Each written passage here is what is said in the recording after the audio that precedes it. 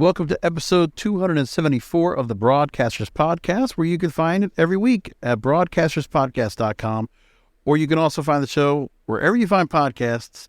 That's Apple, Amazon, Spotify, Google, iHeartRadio, among all the other major podcast portals. I'm King of Podcasts, and if you want to look for everything under the umbrella of the King of Podcasts radio network, I have it all there for you. Or a podcast network, you want to call it that? I still call it radio. It's still the same thing at the end of the day. kingofpodcasts.com, where you can find all of my talk and music programming in one place, plus all my services. It's all under one roof. kingofpodcasts.com. Thanks for listening in. And thank you for taking time to find this show, even though I know there's not a whole lot of people that are, really amped up and overly excited about the topic of media. I mean, then the show that I try to do here, when there are things that are very much mainstream that I could talk about, I like to do that. But when it comes to the industry itself, I do want to talk about that too. Of course, the digital disruption is something I regularly talk about on this program. There's no question about that.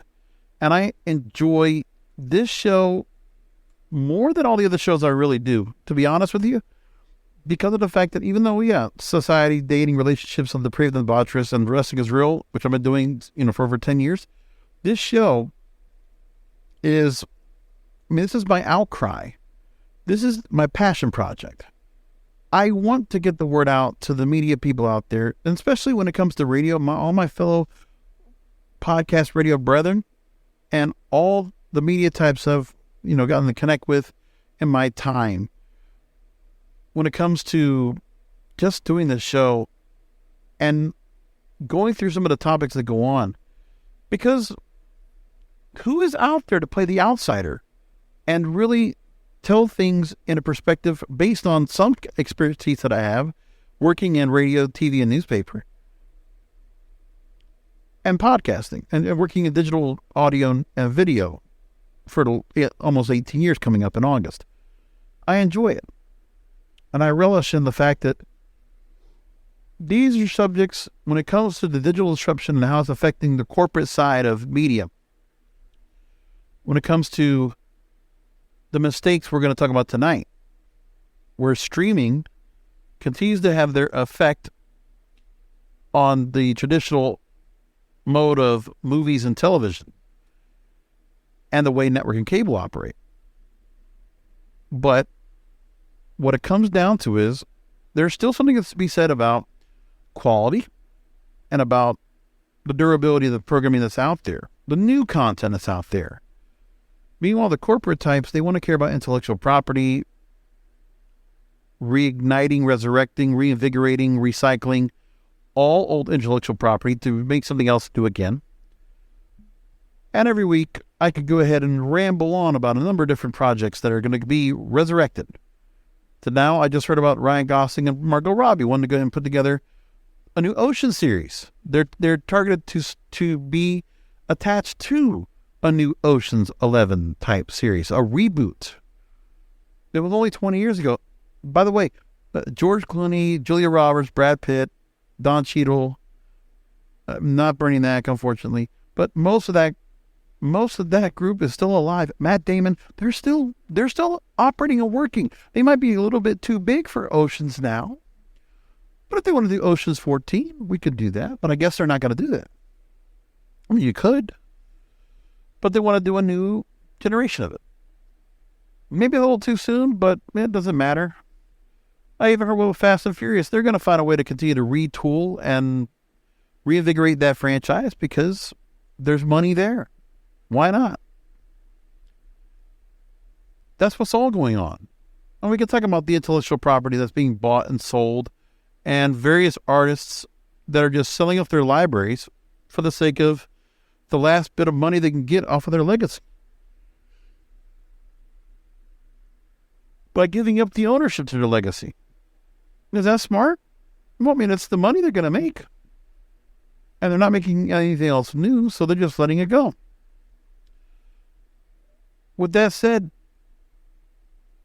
then we see this year is the year where certain corporate media types are saying in the movie end, hey, Apple and Amazon, you know what? They need to do something about the movies that they're putting out, the movies that they're producing themselves. They don't want to be the Netflix. Netflix is direct-to-cable feel. That's what it is. So I talked to my boss, one of the bosses of the company, husband and wife, and I mentioned something where I went down there to visit them at their home, 3 months ago? And they were watching a movie, the Netflix movie with Jonah Hill and Eddie Murphy. What is the name of that movie? Hold on, I'm going to tell you right now. You people. He watched the movie. And so did another bunch of people that were watching the movie itself. Let me tell you like this. So we know it's kind of like a Father of the Bride kind of feel, if you know what I'm talking about. Except a few more things to it. Jonah Hill, his character, Ezra, set to marry Amira, played by Lauren London. And Eddie Murphy is Amira's father. Julia Louis-Dreyfus is Ezra's mother. Fatima is Amira's mother, right? Okay, they got all there. And there's other people in it. The movie was put out. Doesn't get that good in the ratings. Listen, if they thought this movie could make any money in the theater, it's not.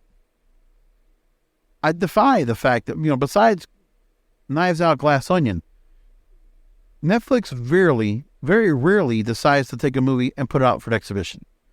Put it out there for more than 14 days. Let's put it on the theaters, limited release. Let's see if it makes some money.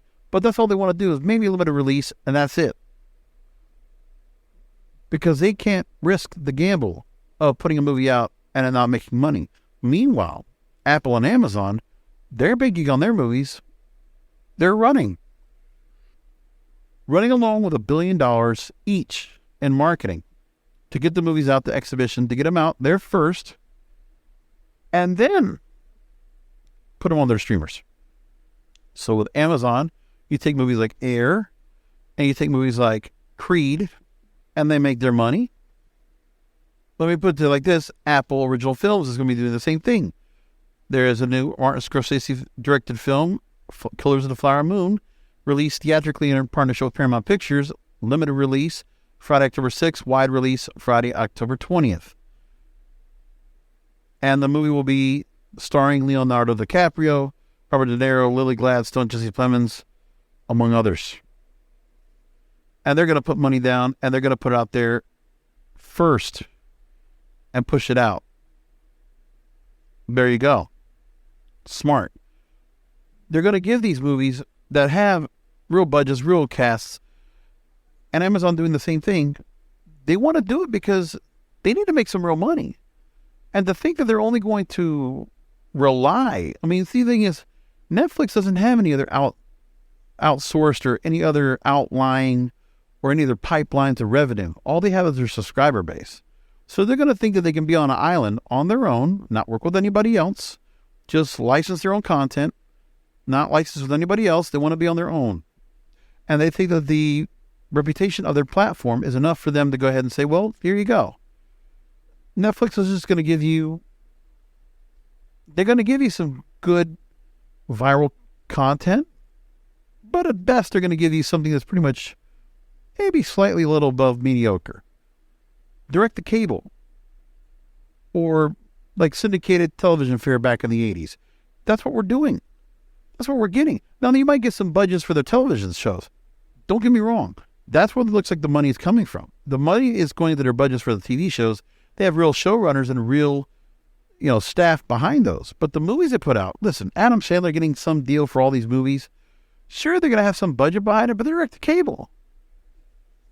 If you thought Adam Sandler was still a box office draw, then you'd put those movies in theaters, but you're not. And there's a number of movies like that that don't really get the full treatment. And look, I've given some of these Netflix shows, these movies, a shot. But other than Knives Out, what else do they have that's really like something that is absolutely going to go ahead and make money? Because I'd like to see Netflix put the money where their mouth is. If they think they can just go ahead and continue to go ahead and get $17, $18, $19, $20, eventually up to $25 a month on their subscriber base for movies that are not holding up. And I think they could go ahead and command and they can budget full-length feature films that are high-end. For the subscribers, they're not. Remember, these are the same people that take movies that were not going to do well, or they were going to probably be bombing, that have already been built and taken care of, and they'll just take them. Remember, they've been notorious for doing that. Amazon's done it before. They took Coming to America too. They probably were not wrong for doing that, because that movie was mediocre at best. But Air wasn't. Creed wasn't. Those are good, solid, marketable, bankable box office movies. So with that said, that's smart. I give them credit for that. And if you look at the box office schedule so far and what they have for movies this year and what they've done so far, at the moment, if you're looking at movies, Amazon Studios officially, their deal is with Air coming out, and so far has made $35 million in the box office. That's good. Now let's go with United Artists, which they also own. And let's see what they've done with that. And they haven't got anything there, but let's see about MGM.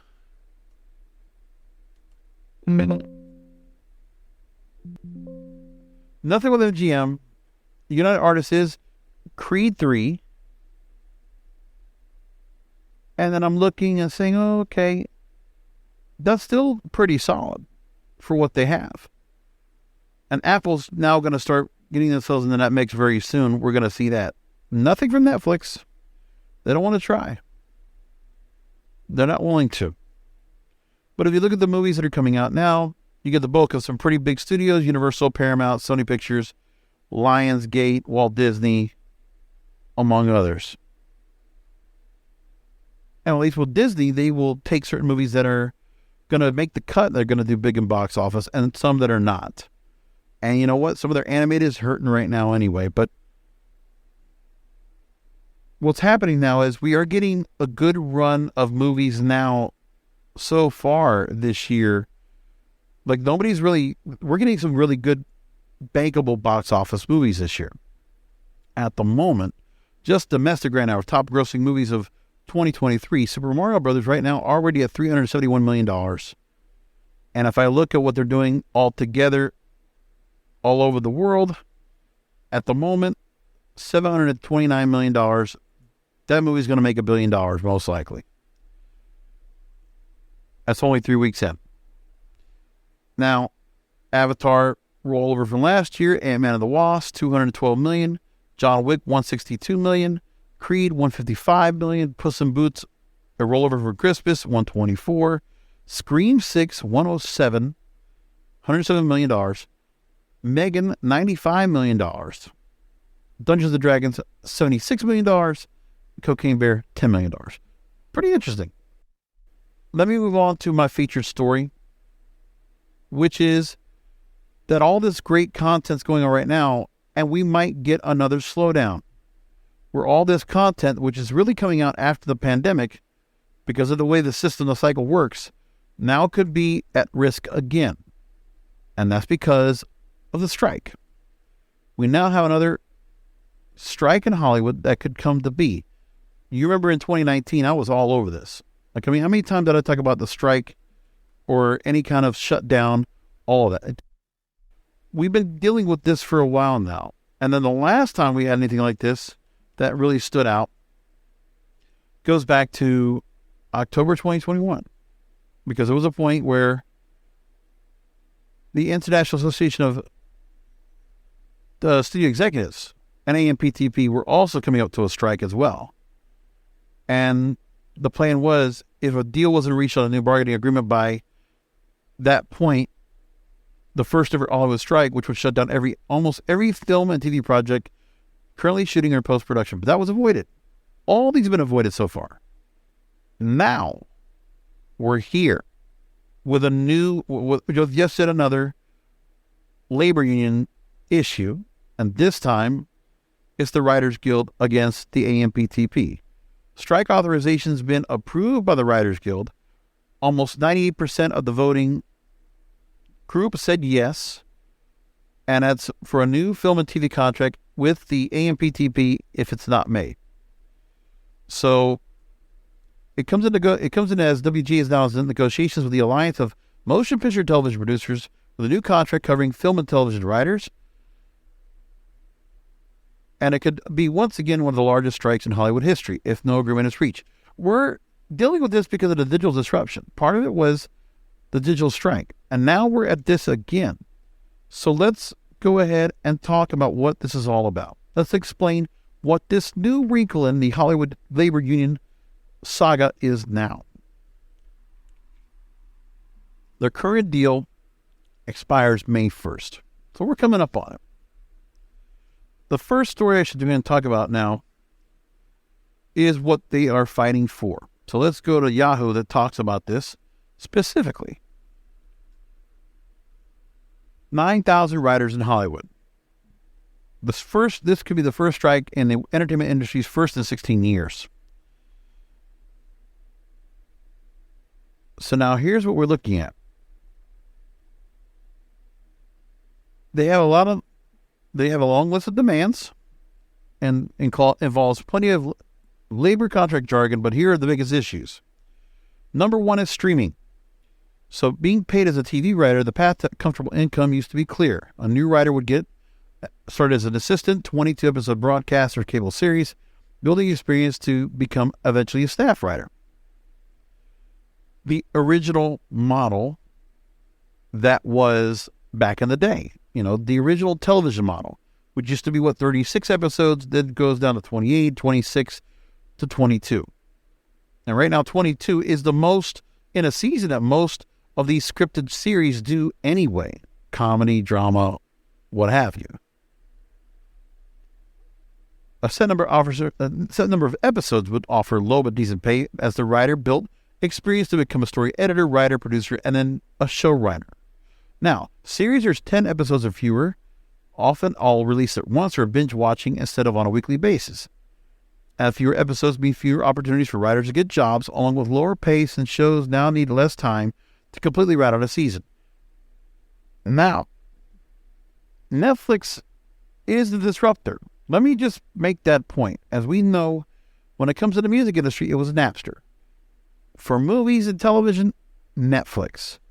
They basically started the chipping away, the erosion of the original cord cutting of the model of saying, oh, well, do we need to watch the same shows over and over and no new episodes of any new shows that we really like? Why is it, or we're seeing that so many different franchises are having 2 or 3 different spin-off series? Remember, CBS is loaded with 3 FBI shows, 3 CSI shows, 3 NCIS shows to counter their lineup, among other things.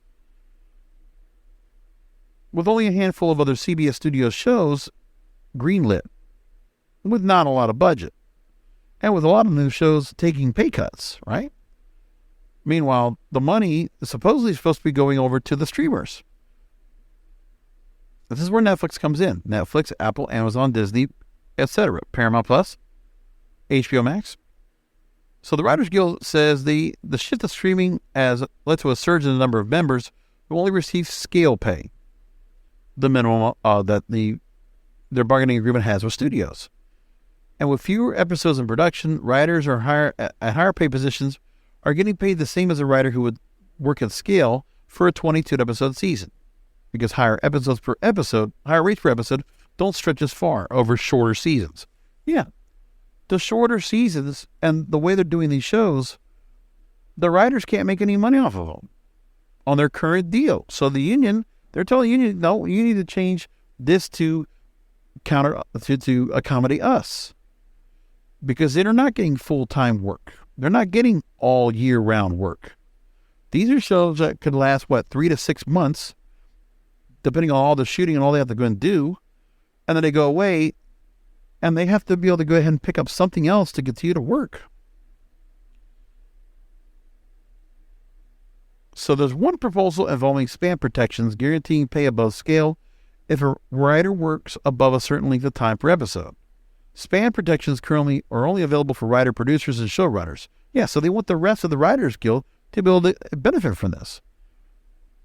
It would reverse the decline in wages. And then there's also now writers' rooms that are much smaller, much more compartmentalized, streamlined. Mini rooms, they call them. Writers' rooms that are brought together before a series starts production or before it's even greenlit. And now the writers guild wants this practice to be put under control because it's being abused by studios. And it's these rooms before a show gets started, it's a way for studios to skirt past pay practices. Yeah, with all the changes and disruption, of course the studios don't give a shit. They see what's going on here, and they're just taking advantage of it. These are big corporate conglomerates. If they can find a loophole or a workaround and the changes of technology make it possible, that's what technology is to them. It helps them to micromanage. It helps them to cut jobs. Less human interaction, more automation. They like that idea. And to micromanage and to size down as much as possible. A showrunner may agree to many rooms if it means getting their projects picked up, but it can lead to situations where writers, many of whom have little experience, get drawn into these rooms to either churn out several scripts in a short amount of time or get stuck in a mini room that's drawn out longer than promised, leaving them unable to accept them with the jobs. Right. So these rooms are made like this because the showrunners are at the mercy of the studios to pick up the project. And they only have so many people that can be involved in this. And because this is a long, drawn-out process, then these writers that want to get on work, they got to be able to go ahead and step to another job because they have to have consistent pay, year-round income. And writers in these mini rooms only get contract minimum rates, scale. So they're getting away with it. And remember, the money's being put on all these budgets, but that's the problem. The writers are just not making that much money. There you go. The next studio contract, the Writers Guild of America says, is ensure appropriate television series writing compensation throughout the entire process of pre-production, production, and post-production to make sure that many rooms aren't used as a way to pay writers less. Listen, it started back in the late 90s with The Sopranos. The fact that they decided, okay, limited series, we're going to see shows that are going to be at 6 or 10 or others. Like, here's the thing. That model works good for the BBC. It might work good for other organizations, but that's because those same writers work on other programs. Like BBC staff, they're working on other projects because they're in the same company. But then what happens is these people are all independent contractors, basically. They're under Writers Guild as a union, but they're not behooving as contractors, as full-time salaried employees. They're not. They're working to try to get scale and then get above scale. So if you want to be a writer, you're not making any money. A chief negotiator, Ellen Stutzman, told TheWrap.com that you just can't say that the work writers do in a mini room has less value than what they do in a regular writer's room after the show's greenlit. The other thing they're worried about is artificial intelligence, AI. It's not an immediate one, but writers were worried about in 2007 during the writer's strike that the deal that ended the strike conceded higher pay residuals on new media like streaming because it was an untested medium. They let go of new media. See, the part is, remember, there was a deal of course, there are demands in a particular deal. But in these type of strikes, we learned back in 2019, 2020, when these strikes come into play, the unions will go ahead and say, okay, we're going to strike. But also they can't strike so long to where these people will have their families they can't feed because of the paycheck to paycheck. They can't afford to be striking for so long. So they need to go ahead and put their foot down for a while. But if they're going to really get what they want, they have to strike for a long time because these studios don't have the budge. The streamers don't have the budge either. Because there are various projects they can get from overseas. This is basically for these writers here, they have to worry about that. So now we got AI, plagiarism, and the fact that some studios and some people, listen, I bet you right now some small-time show writers, producers and all, they're now using AI right now to write scripts. I wouldn't be surprised. Something very robotic, and they might do a little bit of tweaking or proofreading. Listen. I've already started testing with AI writing right now. Not the chat GPT, I've been using something else. But I mean, I even use it right now just for show descriptions for the program, because for me, it benefits me, not using ChatGPT, but I'm saying using an AI copywriting platform for blog content, show descriptions. Yeah, I think that actually works good for me, because I just need, I'm trying to use SEO. I'm trying to use various tools of the trade in order for people to go and catch my content. So I'm using it. Like if you look right now on the broadcasterspodcast.com page, you'll see broadcasterspodcast.com. You'll see that coming up now, especially in the show's description for tonight's show, I'm using AI copywriting to go ahead and expand on the stories out there, because I'm letting it read more like a blog post for those that want to get on here and they might want to get a little more information before they hit play on the podcast or hit download. Okay, then do that. That's okay. I understand. So I put that there to make it easier for people, right? I thought it was a pretty good, smart move. Now, with that said, the Writers Guild is looking to cut off any chance of a studio using ChatGPT or similar software to make a screenplay. The Writers Guild made their stance on AI very clear. It proposed contract rules preventing studios from using AI to create a script covered by their contract with the Writers Guild or using AI writing as source material. So they're worried about plagiarism, and they make a good point about it. Remember how the music industry right now, they're also putting their own thing about making sure there's still human contact in music instead of having AI come in. Like right now, there's a lot of stuff going on viral about hearing different artists being their voices reimagined for AI and having them do songs. Like I just heard Ends in Paris with Biggie and Tupac, and Michael Jackson doing I Feel It Coming, the Weekend song, and hearing, who else would I hear? Oh yeah. What did Kanye West sing? It was, I can't remember right now, but somebody did. There's some AI work right now being done. You can go find it on YouTube. You can find it out there. It's crazy. We talked last week about Drew Carey using AI on his program and saying he was breaking the cardinal sin of radio about personality. And he was right. Same argument here when it comes to the Writers Guild. Now, nearly 2 years ago, Hollywood's below-the-line workers union, the IATSE, was on the verge of ordering its first ever strike before a tentative agreement was made. Remember, I even tried to get some of the people I interviewed on the program to even talk about the labor unions. They would not touch this. They would not even say a word. They really had to just kind of like prance around it. And I couldn't get them to get a good answer, which was really interesting. But I understand. Like this program, I don't mind because I don't have a dog in the fight. Like I just care. And I'm not under risk of anything happening to me in terms of any movie or TV work or working at terrestrial radio for that matter again, at the moment anyway. So it's too early to know whether such a debate would happen among writers for the deal, because the compromises that the IATSE made when it came time to vote on approving, and the vote only passed by the narrowest of margins. But there was a lot of things that were compromised, a lot of demands that were not met.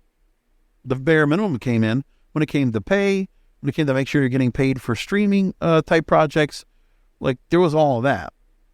But there was so much left on the table. I remember when they talked about the deal for certain people working, how many hours they worked in a day, and how some people would just work so many hours that they just burned themselves out, or they almost killed them, or basically killed themselves, because they were going manic over the kind of schedule they had to keep. Like there was just, impossible and unbearable working conditions. I remember that part. Especially when COVID came around, that was a really big issue.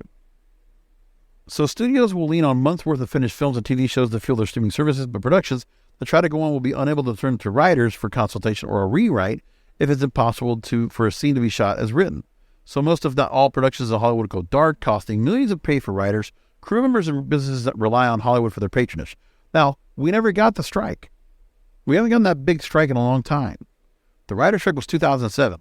But let me tell you, the writer's strike in the ATE back in 2019 doesn't matter, because remember the whole thing about packaging, that all got blown up.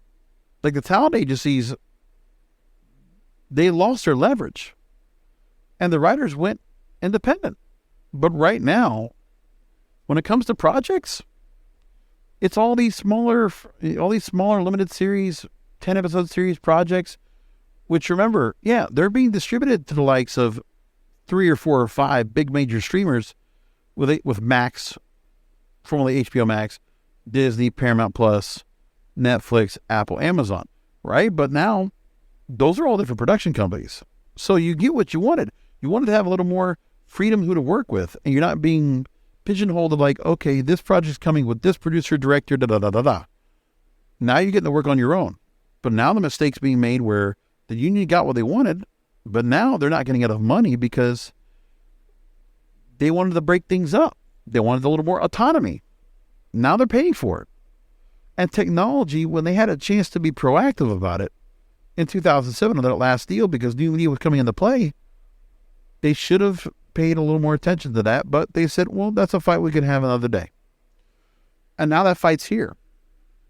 And unfortunately, the pandemic did not help things. Like, we're going now through a lot of inventory of finished films and TV shows right now.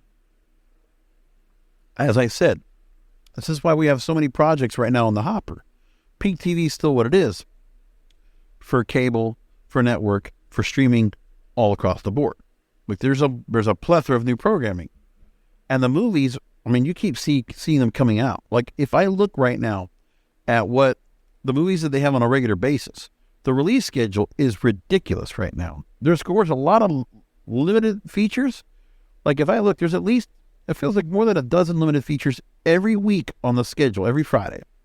But then again, I'm just looking at just right now. We have 6 new films this weekend alone. Chevalier, Evil Dead Rise, Guy Ritchie's The Covenant, Somewhere in Queens, Beau is Afraid. That's a lot. That is a lot. Then the next week, 3 more feature films wide release. After that, 2 in May with Guardians of the Galaxy, because who else supposed to go against another Marvel movie? May 12th, 5 movies coming out wide release. Fast X comes out solo on May 19th. Yeah, who wants to go against that? 5 wide release May 26th, Memorial Day weekend. Boogeyman, Spider-Man, June 2nd. And then there's all these bigger box office, blockbuster movies with Transformers coming out. And that comes out straight, more or less, with only one other movie coming out along with it. And then you got Elemental, The Flash, Blackening on June 16th. Like, there's just over and over and over. You look at movies and there's like wide release upon wide release, multiple movies every week, like it used to be. And there are so many right now. And what could have happened before is that you could have had a point where some of these movies that come out, they didn't have to be coming out so rampant and so many. Like 2023, we're getting a plethora of movies. And for someone like me right now that is doing the whole subscription model, I am racking up in it. Because right now, if I looked at what I have so far, what have I watched this year? If I just look at what movies I've seen this year and what I've gone through to watch, it's ridiculous. But for me, I'm watching movies after movies after movies. I am doing just fine. And so, at the moment right now, if I look at what I've been doing so far, at the moment this year, okay, I already have so far, I watched Everything Everywhere All at Once at the end of January. Because remember, there was a real gap. After Christmas, there were not a lot of movies to catch. And then things picked up in February. And I caught 3 in February, Patan, Marlowe, Cocaine Bear. In March, I racked up. I watched 1, 2, 3, 4, 5, 6, 7. So that was, Creed 3, AEW Revolution. So I went to the theaters for a pay-per-view, right? And then what was it? Then I went and saw Operation Fortune, Ruse de Guerre, Shazam! Fury of the Gods, John Wick Chapter 4, and Dungeons & Dragons. And, by the way, I also went to New York City during that weekend. Just saying, I ran through a lot to watch everything and to go through everything. I worked hard to keep up with the movies, because that was a lot of movies that came out at once. And then just this month, I've already watched 4. I watched, Super Mario Brothers, air on the same weekend, Renfield last weekend, and I've already booked my ticket for The Covenant this weekend. And I'm going to probably see Chevalier on Saturday. So, like, right there, 1, 2, 3, 4, 5, 6, 7, 8, 9, 10, 11, 12. Yeah, 12 movies so far. And we're just finishing up April. And I'm going to probably get to 14 by that point. So for me, it works out great.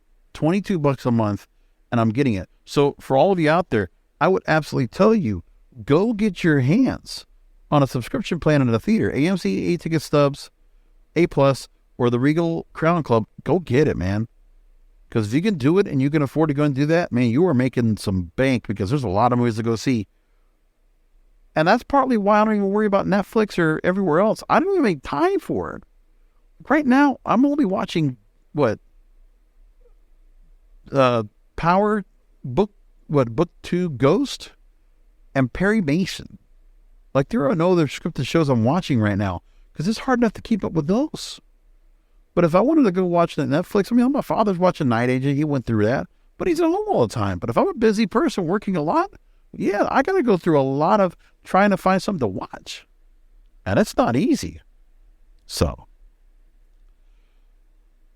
now moving along into the potential strike and how it could make Hollywood's TV business at a standstill. New business is stable right now until networks and streamers have a better idea what's going to happen in the coming weeks. Fewer pitches, and there are no risks being taken, and, people that are trying to pitch products feel paralyzed. And there's a lot of rambling that's being talked about, a lot of anonymous talk. Pitches most appealing, at least for now, are based on intellectual property that practically scream overnight success. And that's the other part. So any new projects, they're going to not get taken. They're not going to get a chance to get considered right now because of the strike, if it happens. So one agent spoke on anonymity, quote, "It's definitely true that if a company is incentivized to make something happen because it's a franchise IP or with an overall deal, those are the things that are moving forward. It was not the case before there was a pending strike, but it's even more difficult to sell original ideas, not because the buyers aren't going to buy them, but because they don't really know what it means to make something that they're not already financially incentivized to make. And that's not going to change between now or after a strike, if there is one. This is the problem that people need to understand. And auditions have increased significantly for actors. A craftsperson working on a major Hollywood production says he doesn't expect another gig for months, since the number of films and series that were supposed to go into production are now drying up.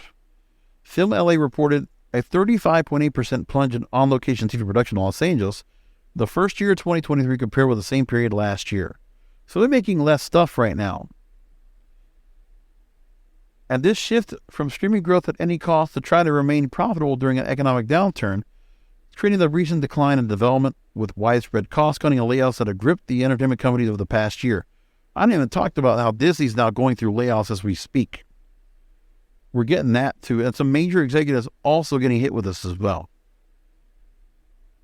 So Hollywood is scared. They're nervous. What's happening with them? What's going to come? They want to find out. There's a few other stories I put in there that I thought were important, but I wanted to make sure to point that across. But in the meantime, the movies that have been finished, Apple and Amazon, I made mention about how they're spending billions of dollars on movies for theatrical release. They had to, because they can't keep moving the movies to streaming like they have before. That day and date model, remember that.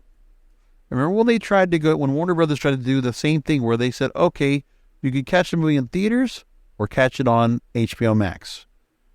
Wonder Woman 1984, you think about Dune, you think about, the Sopranos movie. There's just a lot of movies that came out, which I watched in theaters. I did not bother watching on HBO Max right away because, unless my theater was closed. Like Wonder Woman, I couldn't go to the Regal yet because there was an issue where I couldn't go to the theater because it wasn't open yet. That's that part. Like there was no choice during pandemic for a long time. You couldn't go to the theaters. And even then, people were not coming back because of all the restrictions or because of all the spacing and all that stuff we all remember. Well, it's as if everything went back the way it was. Of course, there's some people that still wear masks, but I mean, the kind of and then all the precautions are still there. You want to still get, you still want to get some Purell, you can pick it up, but everything else is like what it was. With that said, the movie exhibition chains were facing competition for streaming services, but now, with Apple and Amazon spending money on marketing and getting their movies into theaters and trying to make some money off them big time before they go to streaming, like it used to be, sure, it might still be 30 to 45 days between the time it goes out in the theaters and launches, and then it goes to streaming or goes to video on demand, sure. But then it's also still video on demand, which is premium. But it works.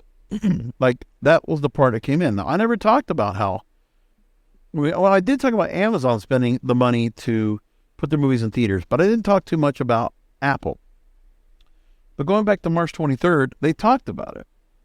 So Apple is reportedly planning to invest $1 billion per year to make films that will play in cinemas, reported by Bloomberg. And that was the same thing with Amazon, putting a commitment to put 12 to 15 new movies in theaters annually. This is great news for theaters. More movies to watch. And when you want to watch them, and by the way, you know a movie's going to be quality, or you're going to hope that a movie's quality if they're putting their money where their mouth is, and they're going to take the gamble and put all that money down and losing a partial cut of the movies because of the 55-45 split between the theaters and the studios to put these movies out. They're willing to go to that old system because it worked. It still works now, but it couldn't do it for about 2 to 3 years. Now we are, there are no more emergency authorizations, no more things like that. I mean, COVID is with us and it's normalized. We're always going to deal with it. I'm never going to say it's not, but it's now part of our everyday lexicon. And people still go out to the movies and people go and do everything like it was. Like, it's been like that for over a year. Okay. Everywhere else. In Florida, it's been like that for 2 years because they just don't care in this state, right? But either which way, newer Hollywood players actually care about the big screen. And Eric Wold, who's with B. Riley Securities, an media entertainment industry analyst, he said having multiple large streaming platforms decide they need theaters shows there is value to theatrical, which was the biggest concern. And it wasn't a move to help out beleaguered movie theaters. It's actually a way to promote their respective streaming services. The more attention a movie gets on the big screen, the more people want to watch it available online. But let's be honest here. They're going to make money. They're going to make money on the back end of these movies in the theater, and then they'll just make the extra money like they normally do. It will be like the old home video model. That's what they're doing, is basically reinstoring that and reinstituting it. And it makes sense. But they can do that because Apple and Amazon have other pipelines of revenue, like Amazon Prime. I'm lucky I got Prime Video because I got Amazon Prime, and I've had it for years, and I'm not going to get rid of it. It's the best. And Apple, for those of you Apple subscribers, you got Apple TV. Yeah, you have Apple iPhones. You have other products. And yeah, you just want to have that as well. Like, Apple's a company that's got, a whole lot of ways of getting revenue. Amazon the same way. It helps people lure top talent who don't want their labors of love to get lost in the shuffle of streaming, and plays a part in getting big budget movies into the black. By the way, that's another part. Then there are big name producers, showrunners, actors, actresses, talent that will want to go to these studios for Apple and Amazon because they know we're going to care about your movies. We're going to put them in theaters. We actually care about you. We're not going to do what Netflix does. Okay, we're just going to throw it on our platform with no promotion whatsoever, except on the app itself or on the, on the app itself. That's it. You're lucky if you get any kind of real promotion from Netflix, because how much marketing do they do themselves? Like, really? Oh, you might get to see a billboard in Times Square or something on Sunset Boulevard in Hollywood. But I'm talking about, like, for the audience, the consumers. Where is the real budget they have for all their shows? They really don't do that much. And it don't matter because they can just binge a show out, put it out there, and they just know they have their subscriber base. that's going to watch anything that's on there. That's what they've created. And that's why they don't want to do anything where they have to make people watch outside of Netflix. Ted Sarandos, as CEO, that's their idea. They want to just do it like that. That's the way they want to do it. But also, there's a risk, they say, that audiences have been pickier. Rom-coms used to score 25% on Rotten Tomatoes and could still earn $150 million at the box office. Just putting a movie in movie theaters at a time when there's too much disposable content on the big and small screen isn't enough. But neither Apple nor Amazon has shown consistency with compelling content. They will need to produce good movies, market them effectively to cut through the noise and get people to show up. So they say quality isn't enough. Well, I think it is. Look, movies are starting to make money. Now, we have to talk in a minute about the movies from last year that came out as we were starting to ramp back up. The movie theaters are starting to go ahead and get back to having movies on a regular basis. Not as many, but we were getting more. At least I could go to the movie theaters and I could catch more movies. But let me put it like this. Something about the certain movies that went out with a lot of big budgets, a lot of big production budgets that failed. We have to talk about that because there were a handful of them. So anyway, Apple and Amazon's desire to work with theaters continues an abrupt shift from the strategy of the pandemic era. And remember, everybody tried to experiment, and that was a big mistake. So now distributors are reverting back to some version of an exclusive theatrical window and finding at least a greater financial success for big-budget blockbusters and indies alike because there's more money to be earned from ancillary markets like home entertainment. That's exactly how Apple, Amazon, all these streamers are supposed to be. It's home entertainment. You need to treat it like that. Because for many years, listen, all you're doing with home entertainment, let me put it like this. All you do is change the model to be wireless, to not have physical units. That's the good part. Does that mean you need to go ahead and change the whole system as well? No, you didn't have to. Does it matter for people that watch on home entertainment? Does it matter that they have a show that comes out and, it might have run somewhere else and now it becomes exclusive on Netflix? Does it really matter? No. Because the Netflix audience doesn't care. The Netflix subscribers live in a different world. Because for them, some of them, I can imagine if you went and looked at Netflix, they probably do a thing where they don't even care, right? Like Netflix, they know there are some people that just subscribe to Netflix and nothing else. Or some of those subscribers don't watch anything else but what's on Netflix because they could find a plethora of things to watch for their price. And they're not wrong with that. But for me, it's a bit disposable. It's a bit, meh. It's mediocre. Except for a handful of shows that really do stand out. But for me, like the last thing I really stopped to watch was Queen's Gambit. And the last season of Peaky Blinders. But other than that, what else? Not much else I've been watching. I haven't stopped to watch anything. I mean, of course there's documentaries and movies I could go ahead and catch. Some like movies I've never caught before. Or some classic movie and TV shows I never got a chance to watch. But I haven't. I mean, you got to make the time for it. Anyway, so as we already said before about Apple and Amazon's previous original movies were either exclusive or granted limited theatrical release.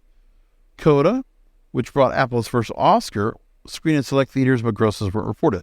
Yeah, they just wanted to put in the theater to say, look, here's the Oscar movie. It did go to theater. It was just for propping up. It was just for show. So they could say, Apple could say, well, we had it in the theaters. It was available. People could watch it. So we should get the same respect as any other movie theater or any other movie that's out there getting the Academy Award because we did put it in the theaters. No. They stuck their tongue out at the rest of Hollywood. And other tentpoles like Tom Holland's PTSD drama Cherry or the animated Luck came and went without much fanfare. Now, Apple is going to put out Killers of the Flower Moon sometime in 2023. It was October 23rd. I'm going to be there to watch it. They already put the Ben Affleck sports drama Air. That was a good movie. I enjoyed it. But we also have to see what other movies are going to come out. Amazon wants to do this because of the fact that they have MGM and they work with United Artists. They have to get some other stuff going on. They got movies that they have to put out there. Okay, also, we know that Netflix didn't deny its sequel Glass Onion, but Ted Sarandos says they're not in the business. They're in the business of growing subscriber base, not selling movie tickets. And Apple also has movies coming up, including Matthew Vaughn's globe-trotting spy thriller Argyll with Henry Cavill, Ridley Scott's historical drama Napoleon starring Joaquin Phoenix as the French conqueror. Oh, these are good movies. And see, I don't want to go subscribe to Apple TV for that. Put them in the theaters first. Listen, maybe there's some people that are not going to just go ahead and all of a sudden buy your streaming service because you maybe got a couple of movies they might like or a couple of TV shows they might like. For movies, it makes sense for you to go ahead and make it available for people that do not have this service because they're not going to pay the price. Like, here's the thing. You're not going to get them to pay the price, $14.95, $16, whatever, a month for this because they only want to watch one thing. So make it in the movies so they can pay the one price at a premium. Like, I'm never going to buy Apple TV Plus, right? And I might not catch it on Amazon Prime, but I'm going to catch it in the theater because I want to watch it first. And because it's my pastime to go out on Friday nights to go to the theaters. That's what I like to do. There you go. Home entertainment. It's such an antiquated phrase, but it still is relevant today. And I really hope companies out there understand it. Okay, so I've gone through that. Man, there was a lot of stuff put into the show tonight. I can't believe it. There's so much. Okay, so I got some other things I want to run through right now. The biggest box office bombs of 2022. Let's talk about this real quick. Because this is a testament about what movies people didn't want to watch for whatever reason and why they did. Now, I watched 3 of the 5 that they listed. What does that say about me? So anyway, the movies they put out there. Strange World, which lost roughly $200 million. I mean, there's a lot of stuff that they had said about this movie that just, they were kind of going off the end. It was a new project. It was a new form of an idea. And original IP. Listen, there was a lot of things they did to try to go ahead and create a family of explorers. That didn't work. Listen, if you can't get the kids to go and you can't get parents to suggest to go and watch the movie, you really have to put something out, especially for Disney. This is a movie they could have put on Disney Plus, but they put so much money into it. I mean, they put it out there because they put so much money into it, hoping to make some money back, but this movie did not do well, and they also didn't market well. And a lot of people talk about the marketing and the promotion on a lot of these movies were bad. I never saw actual commercials for a lot of this. Like Strange World, I only saw trailers. I never saw anything outside of there. I don't know if you saw it on Disney Plus. I don't know if you saw a Disney project, like ABC or ESPN or any other Disney-related or Fox-related properties. No. Next one was Amsterdam, which lost $108 million. New Regency or Disney put this movie out. I like this movie, by the way. I enjoyed Amsterdam. I thought it was really good. Now, the movie already had problems because during COVID, production was moved from Boston to Los Angeles. And there were tax credits that were given for the movie. And the movie's budget, because of the period nature of the film, went up from $50 to $80 million.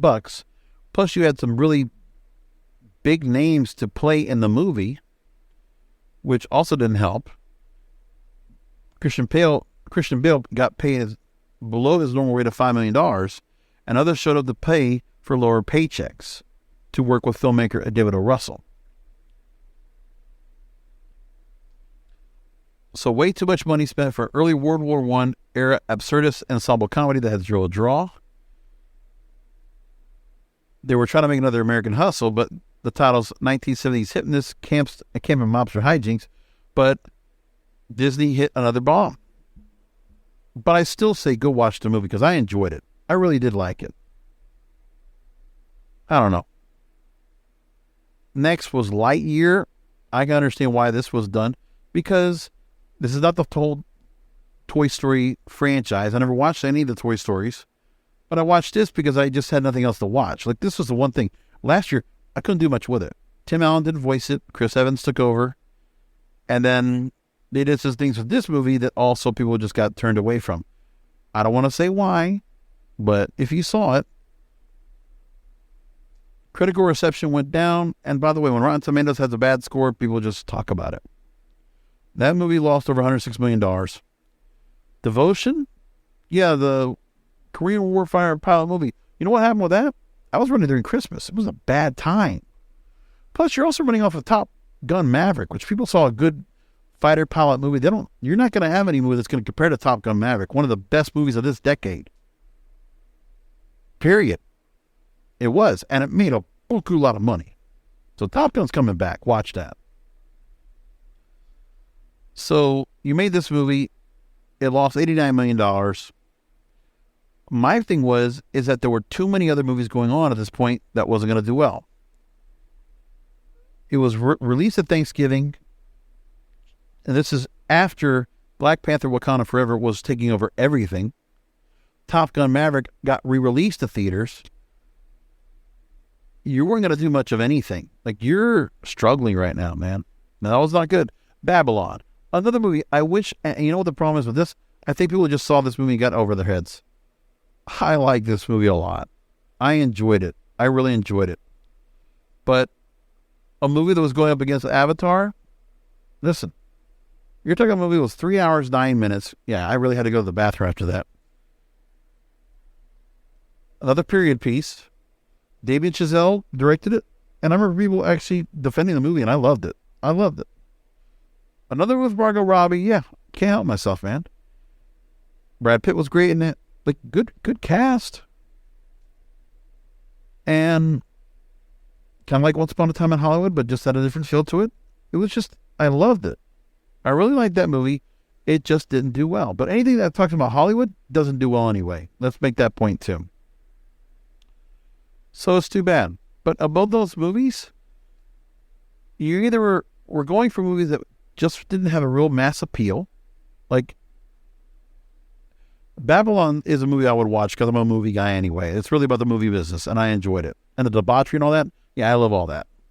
And they only focus on the debauchery. They didn't focus on anything else. And they only saw, like, marketing on TikTok. Like, all these movies didn't get good marketing either. Devotion did. Like, I saw a lot of ads for it. I saw the trailer over and over. Like, all these movies had some trailers, except for Amsterdam and Babylon. I didn't see anything for it. And if they put that much money, I guess they just didn't have anything for anything else. But anyways, it's too bad about that. Okay, a few other things I got to bring up and wrap this up. So Disney layoffs are going to start coming up on Monday. That's going to hurt. Amazon releasing AI tools so you can finally hear dialogue on movies. So now, instead of cranking the volume up during a talking scene just to lose all hearing and an explosion, I think this is a great idea. And there's more in the radio and podcast realm. I'm going to hold till next week because I want to go ahead and hold off to that. There's a whole lot more I can bring up, but I'm going to hold all this stuff till next week on the program.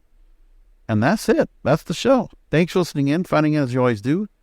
Broadcasters Podcast, a service of the King of Podcasts Radio Network, a home of the Wrestling Podcast and the Praise of the Debaucherous. You can find all my programming at kingofpodcasts.com, the website for this show, broadcasterspodcast.com. All past episodes are there. You can also find out where you can subscribe to the show, which is on Apple, Amazon, Spotify, iHeartRadio, and Google. And you can find me on social media, Twitter, Facebook, Instagram, TikTok, at King of Podcast. Until next week, remember that content is king, and the control of your content is in your hands.